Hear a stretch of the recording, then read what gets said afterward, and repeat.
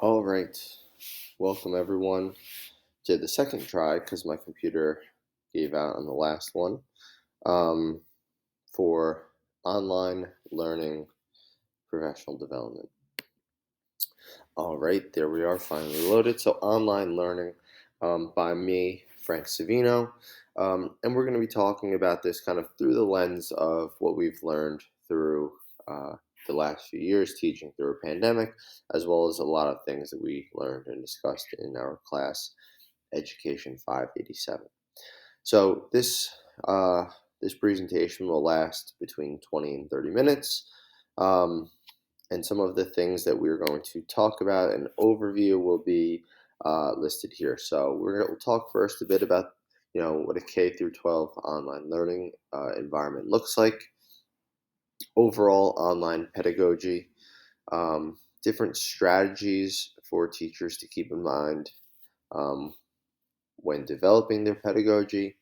We'll go over an instructional design plan. We'll take a look at an example, talk about what it can, how it can benefit teachers and students, and all those things.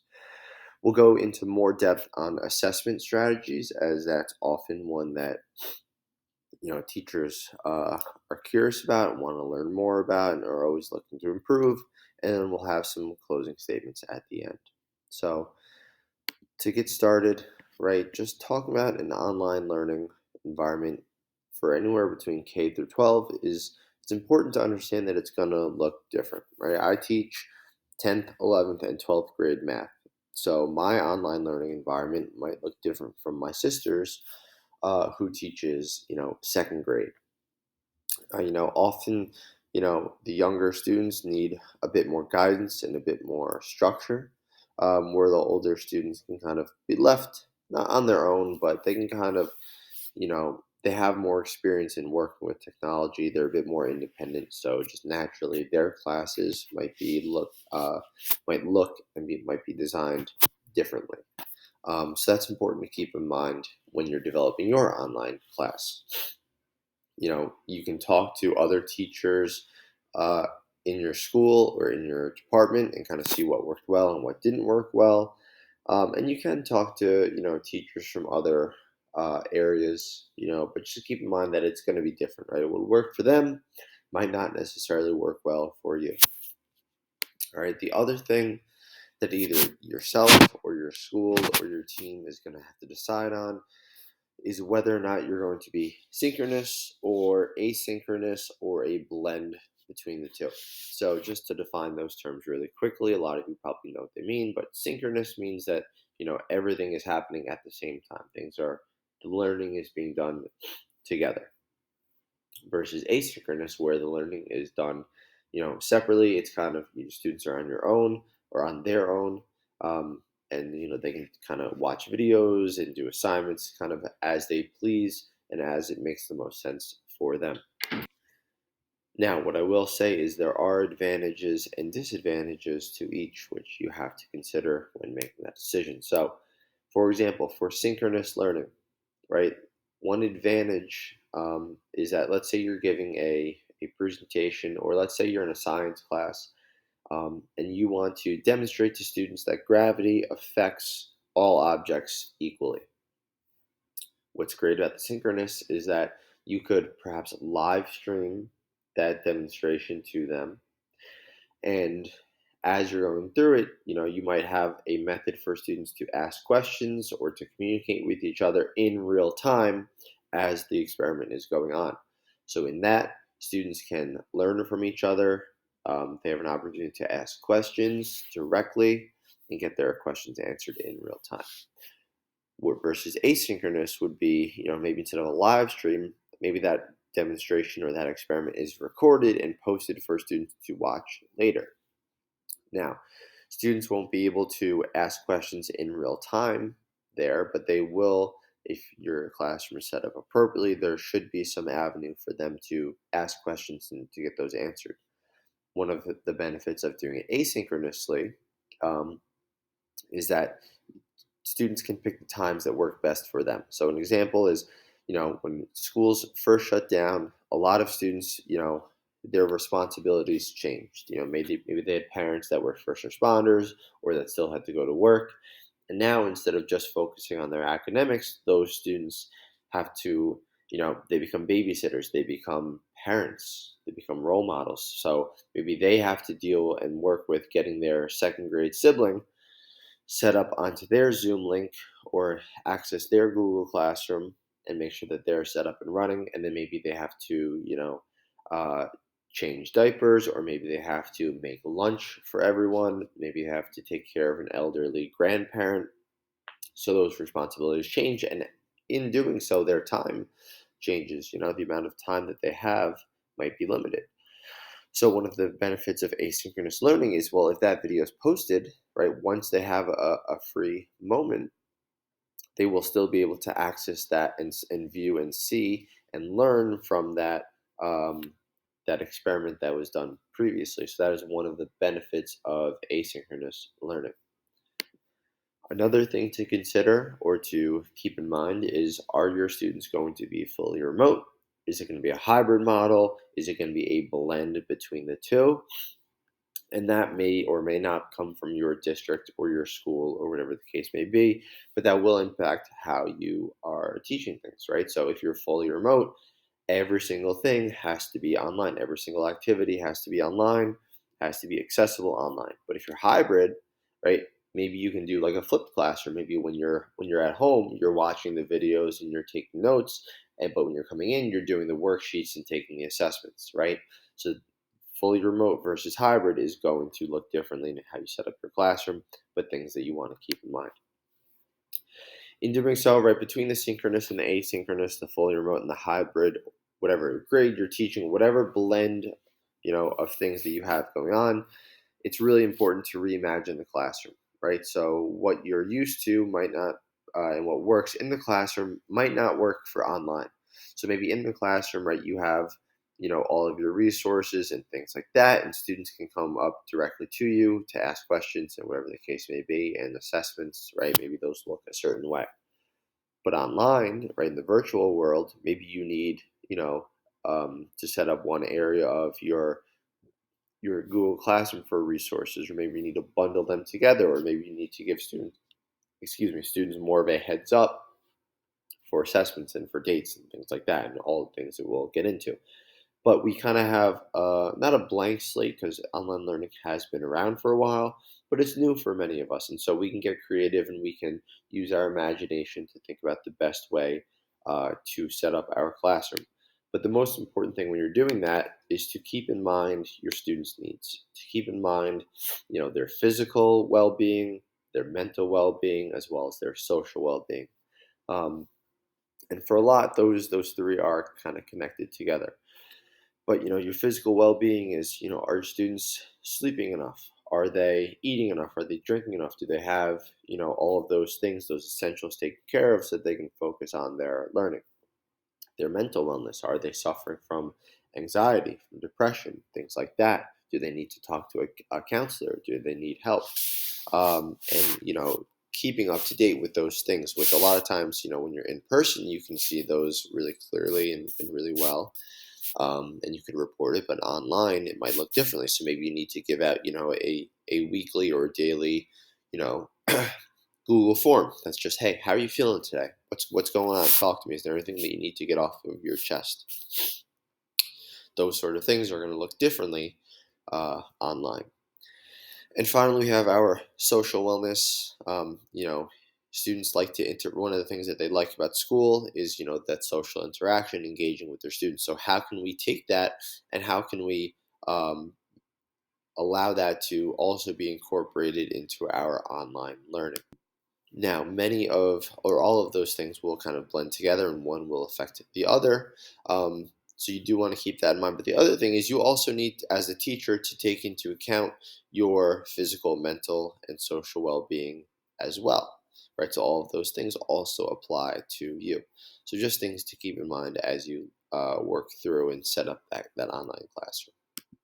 So next, we can talk about online pedagogy. Now, how will the work be organized? That's probably one of the main things that teachers come up with and what they think about. So how am I going to organize my work? We'll get into that.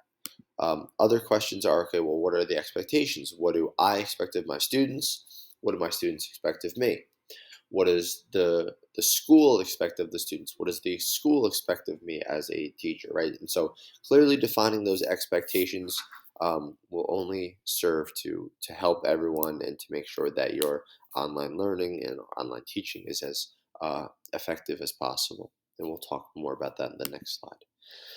Next up is deadlines, right? How are you going to format your deadlines? Do your deadlines have to be submitted, at a certain date? Do they have to be at a certain time? Is there a range of times that those deadlines can uh, be assigned to? Will there be kind of, hey, just complete the work as you choose? Will there be deadlines? Or maybe it's just, hey, you got to get all of this done by, X time, and there's not those minor goals along the way, things to consider.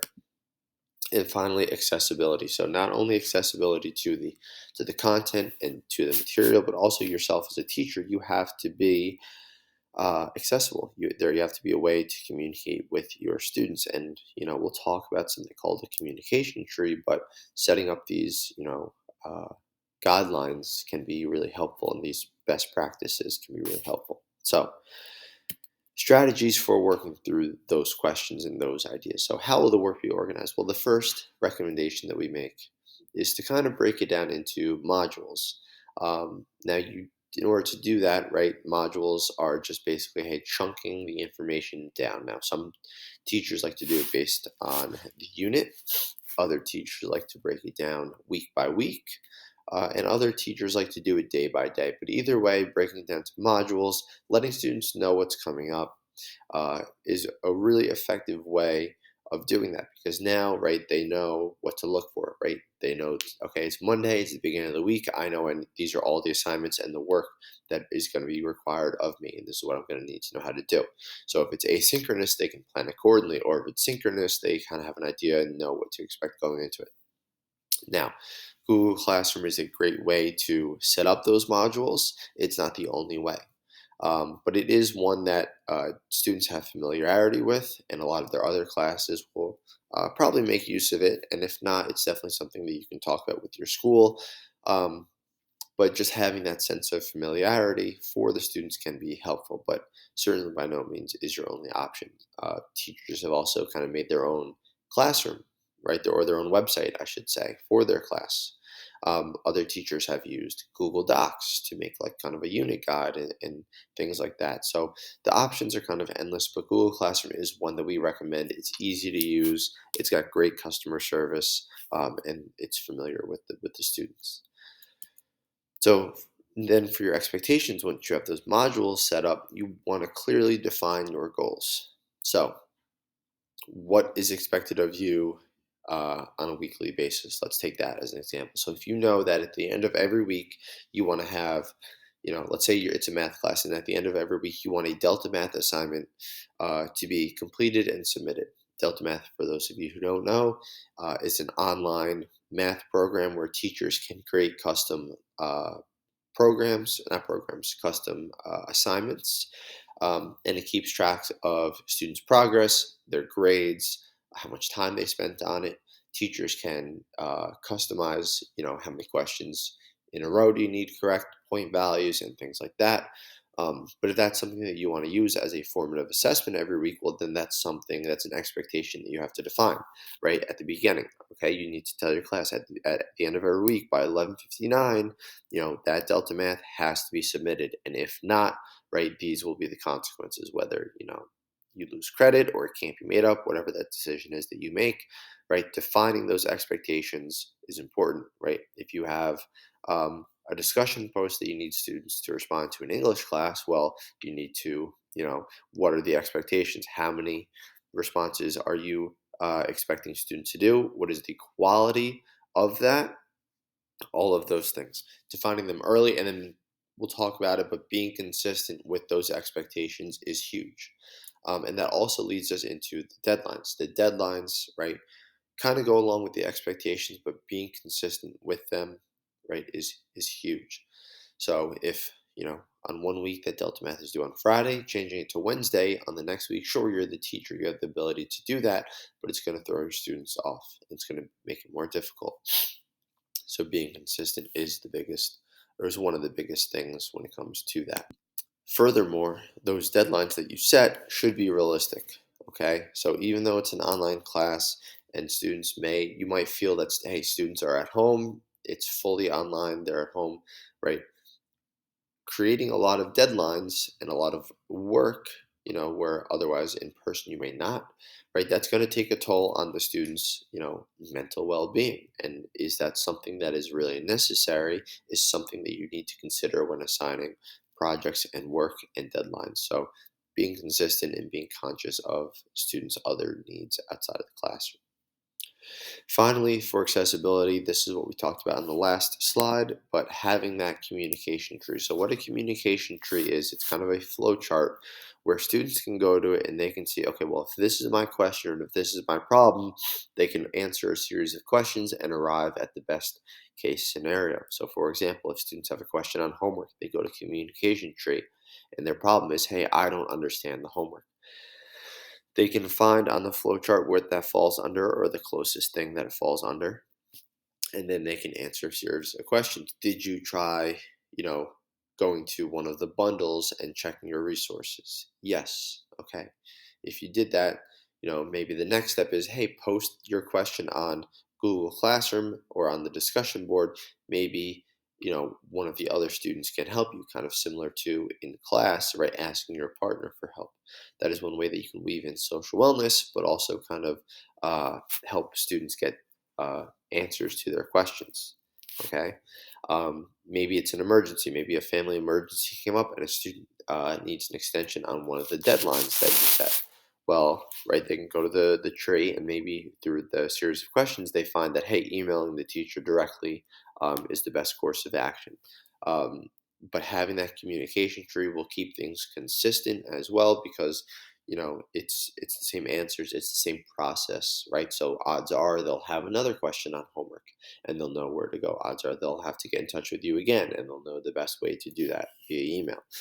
So all of those things are kind of interconnected. Everything on this page, all those strategies, one is going to affect another, right? How you set up your modules, how you set up your expectations, your deadlines, and your accessibility all kind of affect one another.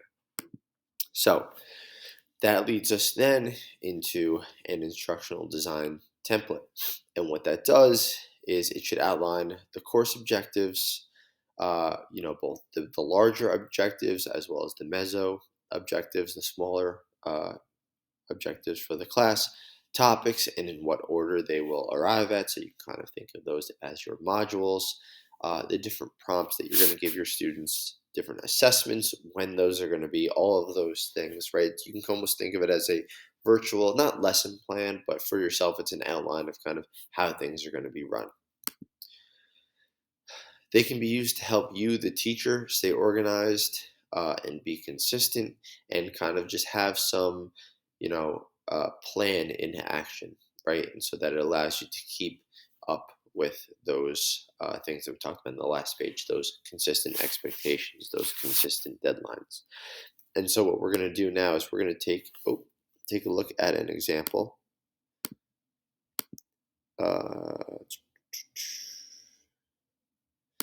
As long as it loads, maybe not. Maybe we have to go back and click on it. But what it will do, it might look something like this. This is one that I came up with for Education 587. And you can see that, step one is the course objectives. And you want that to be really broad, right? So students will be able to demonstrate a strong understanding of logarithms, both by evaluating, working with, and solving equations using logs. So very broad, right? We don't know exactly what that's going to entail, but we do know they're going to evaluate, work with, and solve log equations. From there, the topic order, right? Very clearly broken down, right? First, we're going to talk about what a logarithm is, then convert it between logarithmic and exponential form, and then evaluating logs, log properties, and all of those other things, 10 different topics. Right? Each topic is broken down into an objective, so students will be able to, right? So What is a logarithm? Well, students should be able to explain what a logarithm is, right? A logarithm is an exponent. It's the exponent which you raise that base to, which will give you a particular result. Might not mean much to a lot of you, but as students learn it, it will mean even more and more. Converting between logarithmic and exponential form, right? If that is uh, your topic, right, then your objective will be students should be able to convert between the different forms, right? All of those things.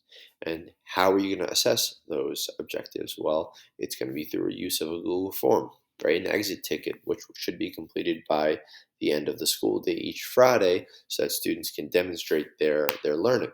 Um, and with that, right, students, maybe it's asynchronous. Maybe they can work on it a little bit at a time. Maybe Friday you set aside time, right? Or you tell students, hey, I want you to complete this all on Friday.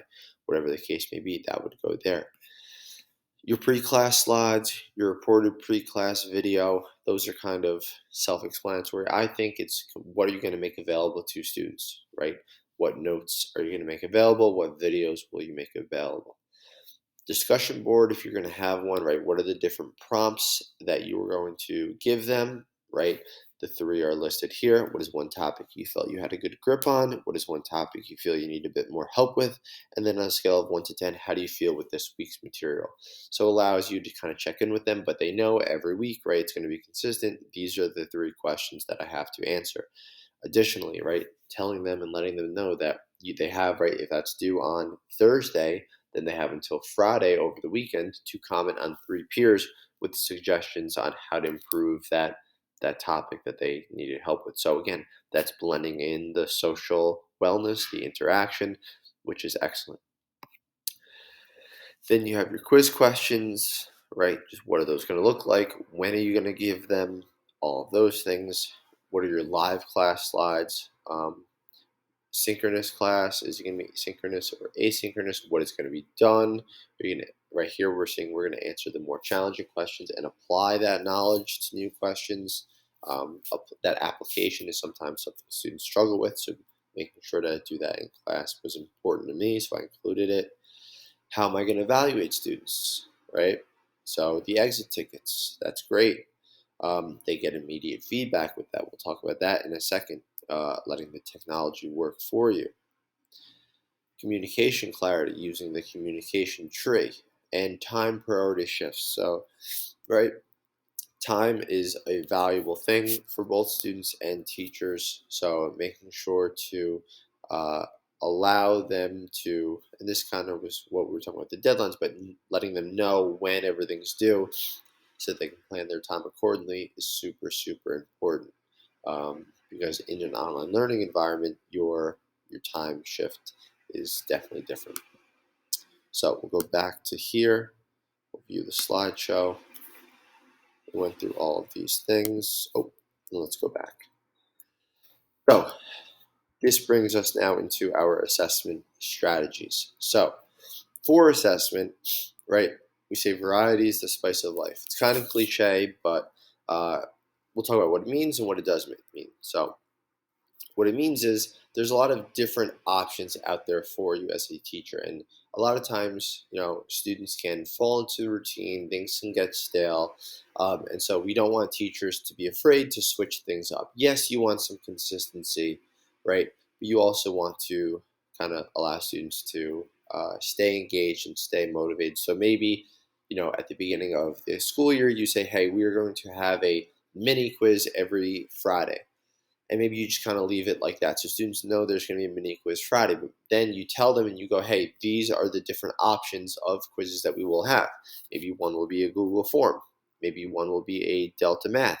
Maybe one day we'll do a Kahoot, right? We'll talk about that. But allowing yourself to kind of within that, quiz uh, that you're going to give, and within that consistency with that, you allow yourself some wiggle room to vary. That will only help you in the long run. But you got to let them know ahead of time. The next thing is the difference between a formative and a summative assessment, right? You should, right, in person formative assessment is easy as just looking at student work, right? Socratic questioning, things like that. Well, how is that going to look now if everyone's online or at home? You're going to have to find other ways to formatively assess. And maybe it is, right? In my example for my design strategy, that was the weekly Google form to kind of see where students are at. Delta Math is another great one. And a lot of the things that you can use for your formative assessments are also things you could use for your summative assessments. Now, there are maybe other options, right? Maybe for summative assessments, you want students to use Kami. Maybe students all have a touchscreen laptop issued by the school or whatever the case may be. Maybe they can write on it, and maybe that's what you want them to do. It'll be more of a traditional test, right? But whatever the case may be, right, you want to make sure that you have both in your learning or in your teaching. Right. From there, you also want to allow students to have self-assessment opportunities. This is always important, but especially for this online learning. They're online, they won't be around their peers or around you as often. And so you need to build in ways and find strategies that will allow students to self assess. Now, whether that's a weekly do now where you show or daily do now where you show the answers. But to take one of the examples that we talked about, right, those Google Forms, right, what you can do is you can preload the solutions in and the answers in. So once students submit it, you can have students be emailed. You can have a Google form email the students their grade, and they can go through it and they can say, okay, which questions did I get right? Which questions did I get wrong? Delta Math does a similar thing, right? But allowing them to self-assess and to see where they're at will then allow them to go back and say, okay, well, I didn't do well on solving this logarithmic equation where it was all logs. So now I know that I need to go back to the module, maybe it's module 2 or module 3, and it was the Tuesday, right, where we did that. And I'm going to rewatch that video and I'm going to redo that homework to make sure that I'm good. So those opportunities are absolutely crucial for students. In that, right, again, we talked about it, but you want to make sure your assessments, the mode through which you assess them, students are familiar with. If you drop, right, something that's brand new, then they're going to be thrown off and they'll spend more time figuring out how to use that software or that technology or that program, whereas that brain power could go instead to better use of actually answering the questions and demonstrating their knowledge. So make sure that what you're using is familiar with students. Finally, right, or one of the last things we're going to talk about is letting the technology work for you. And this is what we kind of talked about when we talked about self-assessment opportunities, but there are plenty of online tools that will allow or that have the ability to grade for you. So, for example, that Google form, it can do the grading for you. The Delta Math, it can grade for you, right? As a teacher, your time is, you're pulled in all sorts of directions, and especially with online learning, right? It can be even more stressful. So, finding technology that makes your life easier, that allows students to self-assess, right? These are all things that are intertwined, and that technology, it can do both, right? It's not like self-assessment opportunities is not letting the technology work for you. It's not that it's the familiarity has to be something else. It's not that your formative assessment has to be something else, right? All of these things blend together. But one of the benefits that we found and that we encourage for teachers is to let the technology work for you and make sure that the assessment strategies that you are choosing, right, are ones that make your life easier and that are effective, right? Sometimes the easiest way is not the best way, but there are plenty of effective strategies out there. Lastly, this is something that we find that students get really excited about is the gamification of assessments. So, for example, Kahoot was one that we talked about as a formative assessment. Kahoot, for those of you that don't know, it's an online game where the question is posed. Each student logs in on their own device, and they get 30 seconds, let's say, to answer a question. So the student that responds the fastest and the most accurately over a course of 10 questions is the winner. Maybe there's a prize associated with that. But students feel really invested when those assessments are gamified, when they're turned into a game. And those are, whenever the student is more engaged and more invested, the results are always for the better. And online learning, there are plenty of options for that. So Kahoot is one.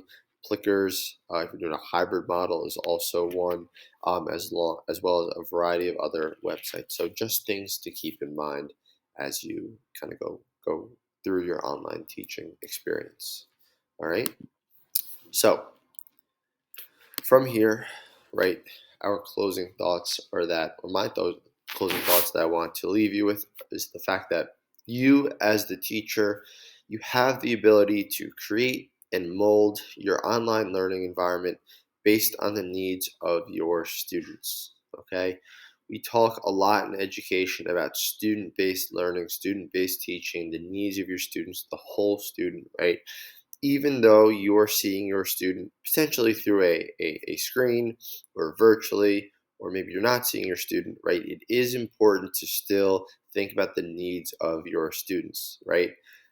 That doesn't go away. And the great thing about technology in the 21st century and in 2020 is that it makes it really easy to figure out A, what your students' needs are, and B, there's a variety of options for a variety of different learners. So, if you see that your students feel very stressed, right? Maybe one thing to do would be to go asynchronous for a bit, right? Say, hey, I see that you guys are stressed. I see that, these 6 hours that you're spending in front of the computer screen, it's just not working. So for, our class, right? Don't worry about logging on.